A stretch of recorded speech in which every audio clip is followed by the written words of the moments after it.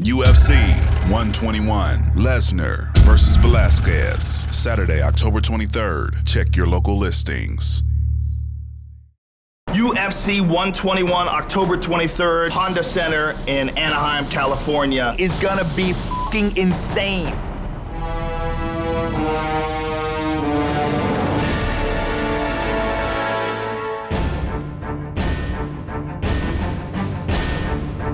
The challenger, Cain Velasquez, takes on the champion, Brock Lesnar.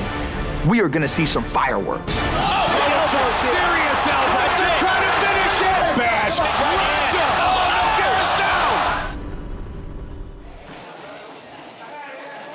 Down set. Oh, yeah. Ready?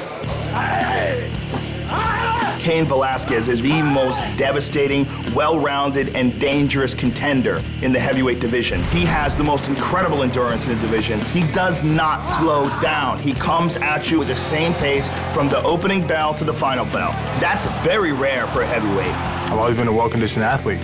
Trained super hard for all my fights. I've never gassed out in a training session.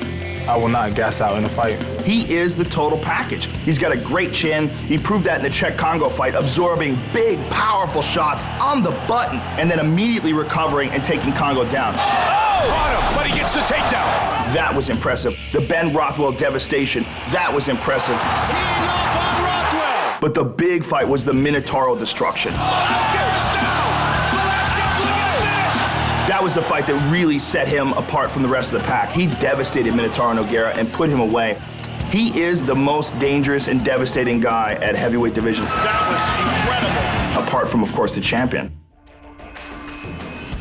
Brock Lesnar is the fastest, most athletic, 280-pound guy that's ever competed in mixed martial arts. He's one of those guys where when you look at him and you watch him move, it doesn't make sense. This is a whole nother beast. Come October 23rd, you will feel the difference between 235 pounds that you weigh and 270-pound Brock Lesnar. Pounding away on Randy Couture. He's a warrior. I mean, you could take Brock Lesnar and put him back in time. He would be on the biggest horse at the front of the line, swinging the biggest sword. I mean, that guy was put on this earth to do battle. Lesnar trying to finish it. That's it. And it is all over. He's out. He's a real freak. That's a freak athlete, a one in a million. We're gonna push this fight. I wanna be the bully and be the Brock Lesnar that I need to be to beat Cain Velasquez. You better be prepared.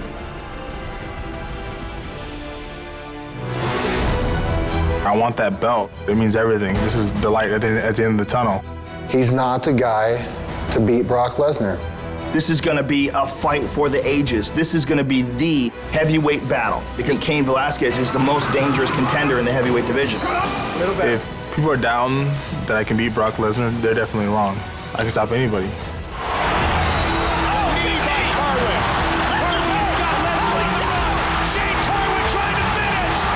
Brock Lesnar's on his back. Shane Carwin's on top of him. One of the most devastating knockout artists in the heavyweight division, and he couldn't finish Lesnar. This is bad for Shane Carwin.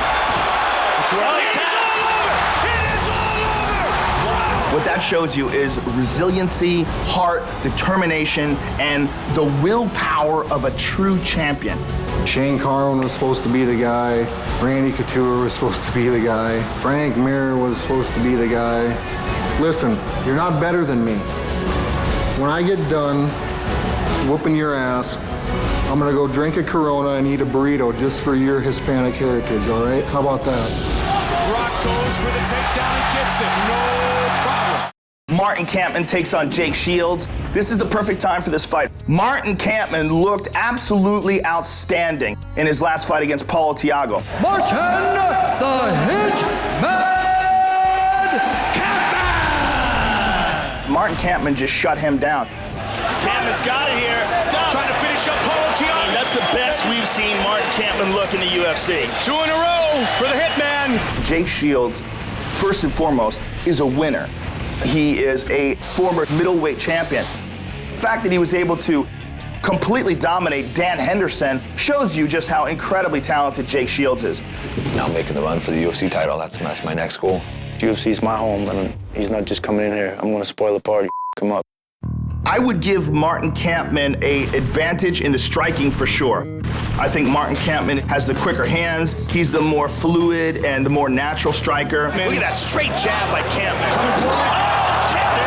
The stand-up is not on my level. I'm gonna beat him up if he stays up with me too long. Martin Kampmann is very skilled in submissions himself. He's got it. Finish him here. He's got it. That's deep. And it is all over. Armin guillotine. He's tapping. It's all over. He's got an arm triangle. That's deep. He's out. Martin, the Hitman Kampmann. He's very good at sticking to a game plan, and his striking is superior to Jake Shields. Nice ground and pound here. I like fighting guys with all the hype. It's my job, to put him back down to earth. Jake Shields is, in my opinion, the very best Brazilian Jiu-Jitsu guy fighting in the 170-pound division. I've been fighting top competition for years, but not in the UFC, and you just don't get the same respect. Jake Shields has really strong submissions, very strong sweeps and techniques off of his back. He is dangerous in every single position on the ground. Ground's where I come from, and that's my strongest point. I'm gonna try to take guys down and submit them. Jake Shields is going to try to use his striking, although not as good as Kampmann's, to close the distance, to get a hold of Martin Kampmann and to drag him down into his world. He will have an advantage. My submission game's gonna give him a lot of trouble. I don't think he's able to stop my takedown. I'm sure he's working. I'm sure he's bringing in wrestlers and spending most of his camp sprawling, but he's gonna end up on his back regardless. I think Martin Kampmann is going to try to keep this fight on his feet, use his excellent kickboxing, his sharp, clean technique with his hands and feet to try to get a victory over Jake Shields. I want to come in there and impose my will and beat Jake up. I want to go out there and put him on his back and submit him. I want to go out there and make an example of him. I'm going to put some leather in Jake Shields' face. He's going to have to work hard if he want to take me down. I'm going to punish him every time he tries. Yeah, I got a lot to prove right now. I feel like I'm hitting my peak right now, and I'm ready to mix it up there with, the best of the best.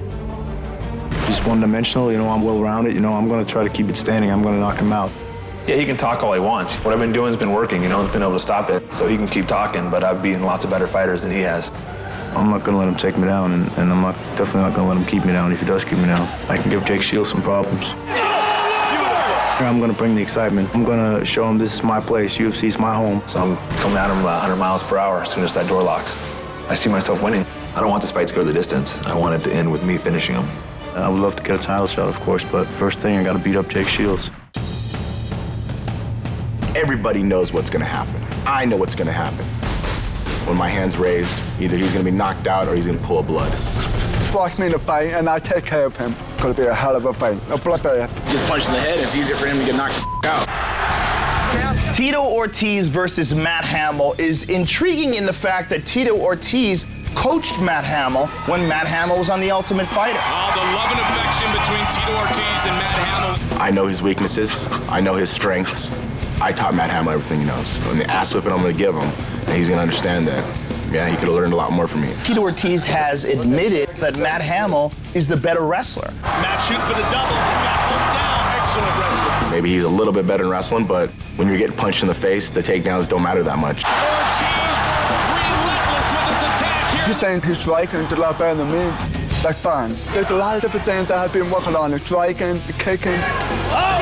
He's a very, very strong guy, and he knows Tito Ortiz's game inside and out. Tito's the old school. Take him down, the ground and pound. That's what he does.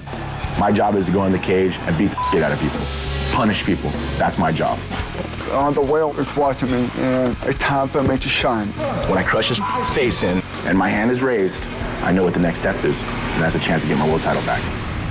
Throughout fighting history, there has never been a Mexican heavyweight champion. This fall, Cain Velasquez will try to make history and become the first Mexican heavyweight champion. But to do so, he must defeat the baddest man on the planet, heavyweight superstar, champion Brock Lesnar. And fresh off his destruction of Dan Henderson, Jake Shields enters the UFC with his sights on the welterweight title. But Martin Kampmann stands in his way. UFC 121, live Saturday, October 23rd, only on pay-per-view.